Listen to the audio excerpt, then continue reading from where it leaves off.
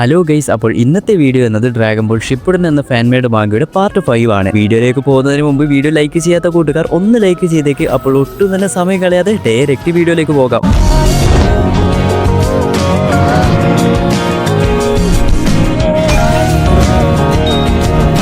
കഴിഞ്ഞ പാർട്ടിന്റെ അവസാനം നമ്മുടെ ഗോക്കു സൂപ്പർ സൈൻ 3യിൽ മാറുന്നതാണ് നമ്മൾ പറഞ്ഞത്. അതിനുശേഷം ഇവിടെ ആദ്യം തന്നെ നമ്മുടെ ഷിക്കമാരു ആൻഡ് ടെമരിയാണ് കാണിക്കുന്നത്. രണ്ടുപേരും ഇവിടെ നോക്കിക്കഴിഞ്ഞാൽ നല്ല റൊമാൻറ്റിക് ആയിട്ടാണ് ഉള്ളത്. അങ്ങനെ ഷിക്കമാരു ടെമരിക്ക് കിസ്സൊക്കെ കൊടുക്കാൻ പോകുന്ന സമയത്താണ് പെട്ടെന്ന് ദൂരെ നിന്നും എന്തോ ഒരു സംഭവം നടക്കുന്നതായി നമ്മുടെ ഷിക്കമാരുവിന് മനസ്സിലാവുന്നു. എന്നാൽ ഇത് മറ്റൊന്നുമല്ല, നമ്മുടെ ഗോക്കു സൂപ്പർ സൈൻ 3യിൽ മാറിയതിന്റെ ഒരു ഇമ്പാക്റ്റ് ആണ് ഷിക്കമാരുവിന് മനസ്സിലായത്. കൂടാതെ പല സ്ഥലത്തും ഇടിമിന്നലും അതുപോലെ എർത്തിക്വിക്ക് പോലുള്ള പല സംഭവങ്ങളും നടക്കാൻ വേണ്ടി തുടങ്ങുന്നു. അതുകൂടാതെ നമ്മുടെ റൈറ്റ് കാഗയും സുനാഡയും ഇത് ഗോക്കു ആണോ എന്ന് പറഞ്ഞ് ഷോക്കാകുന്നു. റെയിൻ വില്ലേജിൽ നിന്നും ഒബീറ്റോ, പെയിൻ, കോനാൻ ഇവരെല്ലാവരും ഇത് നോട്ട് ചെയ്യുന്നുണ്ട്. അതായത് ഈ ഒരു ഷിനോബി വേൾഡിലുള്ള എല്ലാവർക്കും തന്നെ എന്തോ ഒരു വിചിത്രമായിട്ടുള്ള ഒരു സംഭവം നടക്കുന്നുണ്ടെന്ന് മനസ്സിലാകുന്നു. ഇവിടെ നമ്മുടെ സാസ്കയെ നോക്കിക്കഴിഞ്ഞാൽ ഒരു ബക്കറ്റ് ലിസ്റ്റ് എഴുതുകയാണ്. അതായത് അതിൽ kill Itachi, kill Naruto, ignore Sakura എന്നൊക്കെ ലിസ്റ്റ് ചെയ്ത് വെക്കുമ്പോഴാണ് തൊട്ടടുത്തുണ്ടായ ആ ഒരു ഗ്ലാസ് വിറക്കാൻ വേണ്ടി തുടങ്ങും. ഇത് കാരണം സാസ്കയ്ക്ക് ഒന്നും മനസ്സിലാകില്ല എന്താണ് സംഭവിക്കുന്നത് എന്ന രീതിയിൽ സാസ്കയെ ഇവിടെ നോക്കുകയാണ്. അത് കഴിഞ്ഞ് ഇവിടെ ഗോകുവിനെ നോക്കിക്കഴിഞ്ഞാൽ ഗോകുവിന്റെ അടുത്തുള്ള ഇറ്റാച്ചി, ജിറയും എല്ലാവരും തന്നെ ഷോക്കാകുന്നു. എന്തിനെന്ന് പറയാൻ, സൂപ്പർ സൈൻ 3യിൽ മാറിയതിനു ശേഷം അതിന്റെ ആ ഒരു ഇമ്പാക്റ്റിൽ നറൂട്ടോയ്ക്ക് ഒന്ന് എഴുന്നേറ്റ് നിൽക്കാൻ കൂടി കഴിയുന്നില്ല. അങ്ങനെ അത് കഴിഞ്ഞ് ഇവിടെ കിസാമയെ നോക്കിക്കഴിഞ്ഞാൽ കിസാമ ജിറയുടെ കയ്യിൽ നിന്നും അടി വാങ്ങി വായിൽ നിന്നൊക്കെ ബ്ലഡ് വന്ന്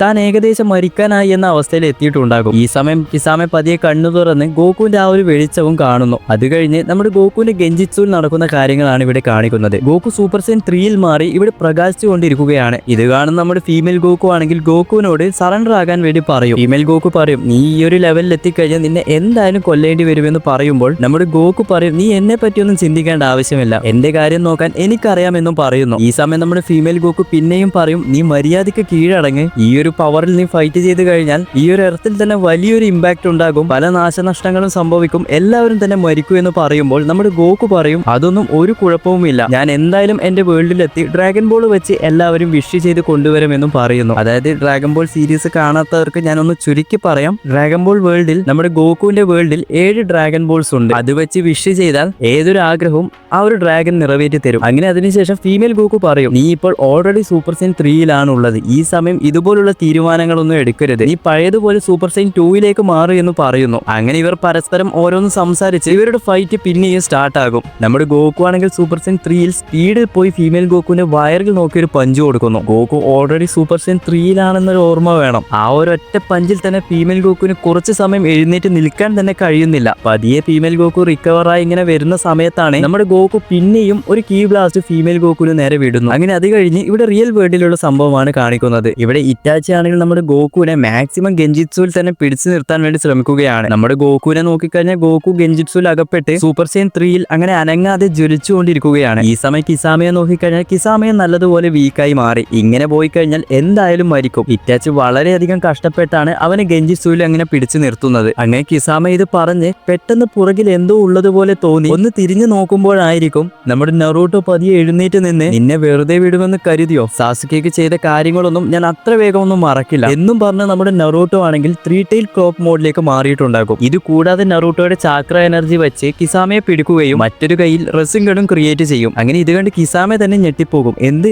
അവന്റെ ചാക്ര വെച്ച് എന്നെ പിടിച്ചോ, എന്നാൽ പിന്നെ ഇത് തന്നെയാണ് എന്റെ അവസാനം എന്ന് നമ്മുടെ കിസാമയ്ക്കും മനസ്സിലാകുന്നു. അങ്ങനെ ഈ സമയം നമ്മുടെ നറൂട്ടോ ഒന്നും നോക്കാതെ കിസാമയുടെ വയറിൽ തന്നെ ആ ഒരു റെസിംഗൺ വെച്ച് അറ്റാക്ക് ചെയ്യുന്നു. ഇനി പിന്നെ കിസാമയുടെ കാര്യം പറയേണ്ട ആവശ്യമില്ലല്ലോ. കിസാമയുടെ വായിൽ നിന്നും ബ്ലഡ് ഒക്കെ വന്ന് തെറിച്ച് വീഴുന്നു. അങ്ങനെ കിസാമെ തെറിച്ച് വീഴാൻ വേണ്ടി പോകുന്ന സമയത്ത് കറക്റ്റ് ടൈമിൽ സാമയാട വന്ന് കിസാമയെ പിടിക്കുന്നുമുണ്ട്. ഇപ്പോൾ കിസാമയെ നോക്കിക്കഴിഞ്ഞാൽ കിസാമയുടെ ചെസ്റ്റിൽ ഒരു ഹോൾ ഉണ്ടാകും. എന്നാൽ കിസാമ വെറുതെ ഇരിക്കില്ല, സാമയാടയുടെ ചാക്ര വെച്ച് കുറച്ചായി ഹീലാവാൻ വേണ്ടി തുടങ്ങും. അങ്ങനെ ഈ സമയമായിരിക്കും നമ്മുടെ ജിറയ അവിടെ വന്ന്, നറൂട്ടോ നീ പുറകിൽ നിൽക്ക്, ഇനി ഇവന്റെ കാര്യം ഞാൻ നോക്കിക്കോളാം എന്ന് പറയുന്നു. അങ്ങനെ ജിറയ ഫൈറ്റിന് വേണ്ടി റെഡിയായി. ആ ഒരു ജിറയുടെ ലുക്ക് കണ്ട് നമ്മുടെ സാമയാട വരെ പേടിച്ചു പോകുന്നു. ഈ സമയം നമ്മുടെ കിസാമെ പറയും, ജിറയ ഇതുപോലെ പിന്നെയും എന്നെ അടിച്ചു കഴിഞ്ഞാൽ ഇനി എനിക്ക് റീജനറേറ്റ് ആകാൻ കഴിയില്ല, ഇതിനപ്പുറം എനിക്ക് ഫൈറ്റ് ചെയ്യാൻ കഴിയുമെന്ന് എനിക്ക് തോന്നുന്നില്ല. ഇറ്റാച്ചി, ഇങ്ങനെ പോയാൽ നമ്മൾ മരിക്കാൻ പോവുകയാണ് എന്നൊക്കെ പറയാൻ വേണ്ടി തുടങ്ങും. അങ്ങനെ ഇത് കേട്ട് നമ്മുടെ ഇറ്റാച്ചി പറയും, കിസാമെ നിനക്ക് നല്ലതുപോലെ അറിയാം, ഞാനിപ്പോൾ ഗെഞ്ചിറ്റ്സുവിൽ നിന്ന് ലൈറ്റായി ഒന്ന് വിട്ടുകഴിഞ്ഞാൽ അടുത്ത സെക്കൻഡിൽ തന്നെ ഗോകു ഗെഞ്ചിറ്റ്സുവിൽ നിന്നും പുറത്തു വന്ന് നമ്മുടെ കാര്യത്തിലും ഒരു തീരുമാനമാക്കും. സത്യം പറഞ്ഞാൽ നമ്മൾ നേരത്തെ തോറ്റു, എന്റെ മരണം എന്തായാലും ഇവിടെ സംഭവിക്കും. എന്നാൽ എനിക്ക് രക്ഷപ്പെടാൻ കഴിയില്ലെങ്കിലും നിനക്ക് രക്ഷപ്പെടാൻ സാധിക്കും കിസാമെ, നീ ഇവിടെ നിന്നും വേഗം ഓടിപ്പോയിക്കോ എന്നും പറയുന്നു. അങ്ങനെ അത് കഴിഞ്ഞ് നമ്മുടെ ഗെഞ്ചിറ്റ്സുവിലുള്ള ഫീമെയിൽ ഗോകുവിനെയാണ് കാണിക്കുന്നത്. നമ്മുടെ ഫീമെയിൽ ഗോകു പറയും, ഗോകു എന്നാൽ ഓക്കെ, നമുക്കൊരു ഡീലിലെത്താം, നീ അക്കട്സുക്കിയിൽ ഹെൽപ്പ് ചെയ്താൽ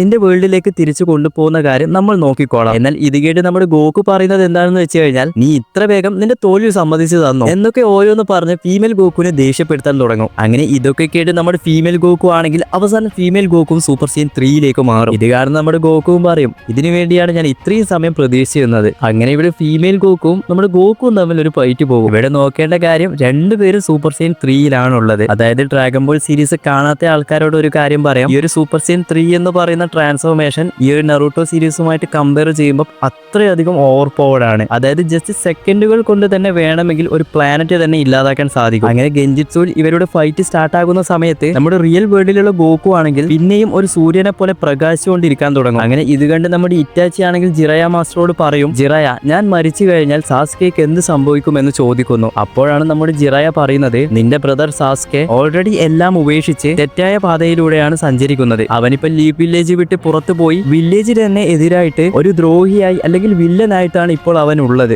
എന്നാൽ ഇത് കേട്ട് നമ്മുടെ നറൂട്ടോ ആണെങ്കിൽ ദേഷ്യത്തിൽ പറയാൻ തുടങ്ങും, അവനൊരു ദ്രോഹിയല്ല, ഒരു മോശപ്പെട്ട ഒരാളല്ല, ആരൊക്കെ എന്തൊക്കെ അവനെ പറ്റി മോശമായി പറഞ്ഞാലും ഞാൻ അവനെ കൈവിടില്ല, അവൻ എന്തൊക്കെ സംഭവിച്ചാലും ഞാൻ അവനെ രക്ഷിക്കും, തിരിച്ചു കൊണ്ടുവരും തുടങ്ങിയ കാര്യങ്ങളൊക്കെ നറൂട്ടോ പറയാൻ വേണ്ടി തുടങ്ങും. അവസാനം അവനൊരു സുഹൃത്താണ് എന്നുകൂടി നമ്മുടെ നറൂട്ടോ പറയുന്നുണ്ട്. ഇത് കേൾക്കുന്ന ഇറ്റാച്ചിക്കും കുറച്ച് ആശ്വാസമാകും. താൻ മരിച്ചു കഴിഞ്ഞാലും തന്റെ അനുജനെ സംരക്ഷിക്കാൻ വേണ്ടി നറൂട്ടോ ഉണ്ടല്ലോ എന്ന് കരുതി ഒന്ന് ചിരിക്കാൻ വേണ്ടി തുടങ്ങും. അതോടുകൂടി ഈ ഒരു പാർട്ടും ഇവിടെ അവസാനിക്കുന്നു. വീഡിയോ ലൈക്ക് ചെയ്യാത്ത കൂട്ടുകാർ ഒന്ന് ലൈക്ക് ചെയ്ത് ഒന്ന് സപ്പോർട്ട് ചെയ്യണേ. അതുകൂടാതെ ഇനി നമുക്ക് ഡെയിലി വീഡിയോ അപ്ലോഡ് ചെയ്യാൻ വേണ്ടി തുടങ്ങാം. കുറച്ച് പ്രശ്നങ്ങളും കാര്യങ്ങളും വന്നതുകൊണ്ടാണ് ഡെയിലി വീഡിയോ അപ്ലോഡ് ചെയ്യാൻ പറ്റാതിരുന്നത്. അപ്പോൾ പിന്നെ കൂടുതലൊന്നും പറയുന്നില്ല, അടുത്ത വീഡിയോയുമായി പിന്നെ വരാം.